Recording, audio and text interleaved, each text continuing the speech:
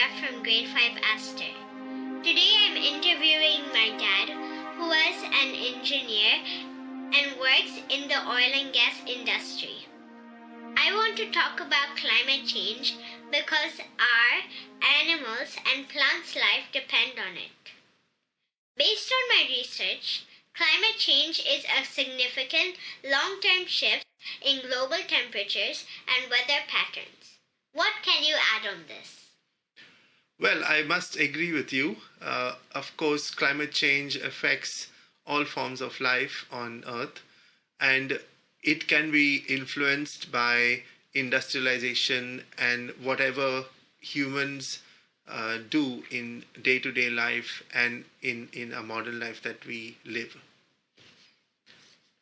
Burning of fossil fuels, deforestation, manufacturing, industry, waste and landfills all are known to contribute to climate change. Today we will talk about fossil fuels and deforestation. Can you define these two? So the term fossil fuels is used to categorize forms of energy which come from the ground, which formed due to fossils or of animals being buried and subjected to pressure and high temperature over a long period of time, that is nearly millions of years.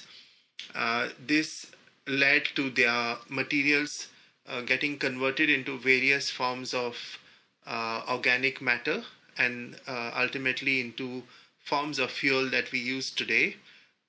We extract these fuels. They may be in the form of solids, liquids, or gaseous form, and we use this in our modern day life as a source of energy for all sorts of applications, domestic as well as industrial.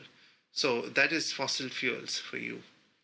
And in terms of deforestation, deforestation is an act mainly of removal or clearing of forested areas, which normally these forested areas form a high level of balance of the ecosystem, and their removal can be due to various reasons, such as like industrialization or requirement of wood material, for example, and clearing of land to be used for various purposes.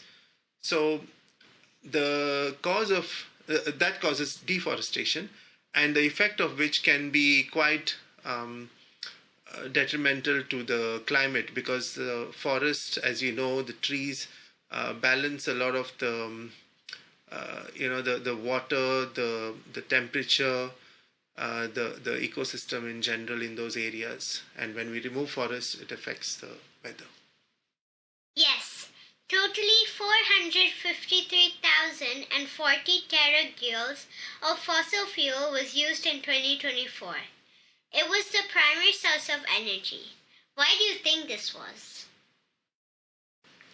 Fossil fuels are very convenient in terms of being portable and highly energy dense. So, for example, you can take a tank full of fuel and you can drive your car for quite a distance, right? Of course, nowadays we are having electric vehicles which are matching or even exceeding that kind of capacity. But traditionally, fossil fuels have been, very easy to handle. Both mainly solids we had first in the form of coal, and then came your petroleum, kerosene in liquid, and then now even gaseous materials like LPG. So this is the reason that fossil fuels are very popular in industry, both like in transportation as well as power plants or whatever sources of energy you need in heating, for example, as well. I agree. It's reachable and easy. Now moving to deforestation. 39 hectare-acres of natural forest was cut down in 2024. How many more do you think would be cut down this year and why? Well, we must control it because if we do not control it and if we let it, go uncontrolled, it will lead to a more detrimental effect on the environment. So I'm hoping that there is a sustainable way, that is each time you cut a forest or you cut a section of the forest, you regrow trees or plants which would in time replenish the deforested area. So yes, that's what I have the hope for. Moving to what climate change does, Singapore has recorded warmer months, flash flooding, and rising sea levels. At the state of Singapore currently, will climate change increase or decrease? I think there have been a lot of initiatives from the early 2000s till right up to continuing now to control the amount of deforestation, and due to that we are trying to mitigate the effects that it causes. Okay, yeah. Singapore annual temperature was 28.4 degrees Celsius in 2024, the warmest year on record. Singapore is warming at a rate of 0.25 degrees Celsius per decade, which is roughly double the global average. Can you tell us any more changes on SG? So in Singapore, I think that is a fair thing to observe, where because Singapore is a highly urbanized area, and of course there are a lot of green patches as well in Singapore which are well maintained by the government. There is a trend or a tendency for the global for the temperatures to increase even more than the average global temperatures.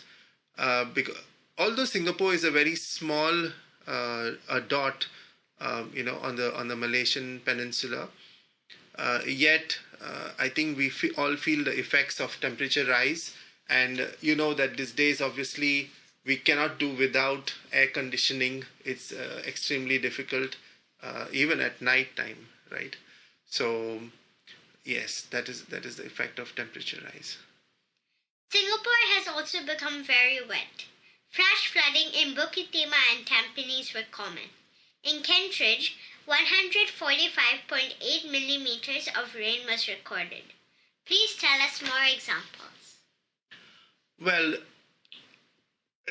we have seen that these days there have been a lot of downpour of rain, and I think this is the effect on the global because of the global temperature increase, where you have a lot of moisture rising up into the sky in the form of clouds, and then leading to precipitation.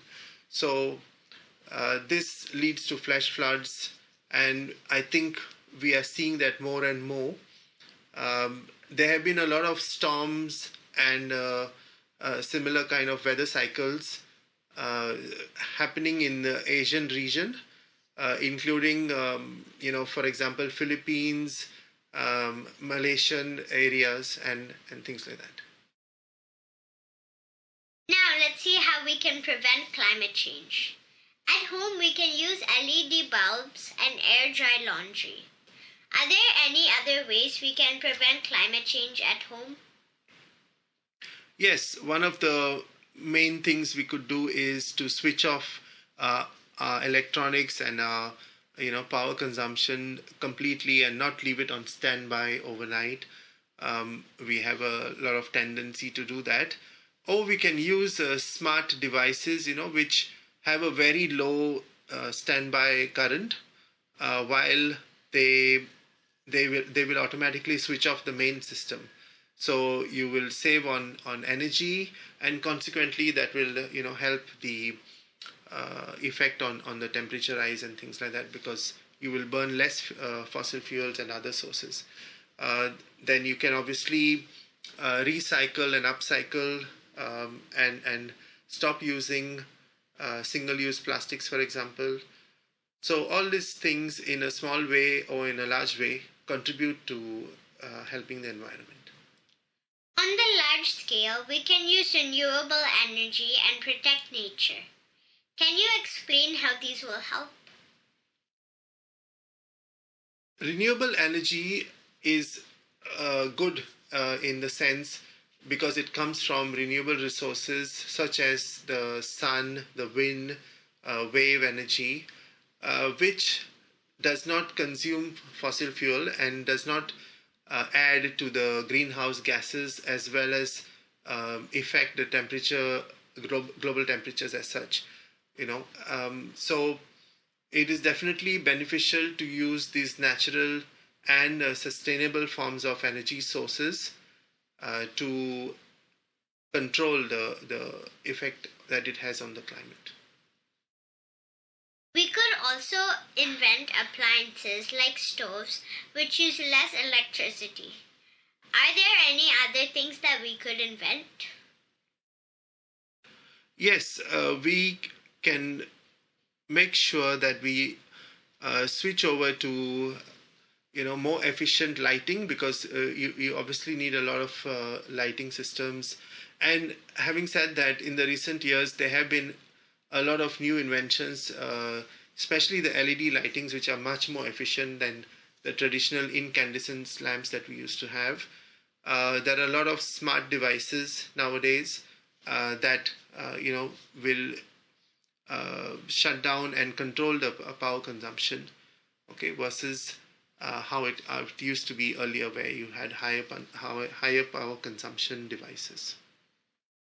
From what we discussed just now, can you compare 2006 with 2026 based on climate change? Is it better or worse?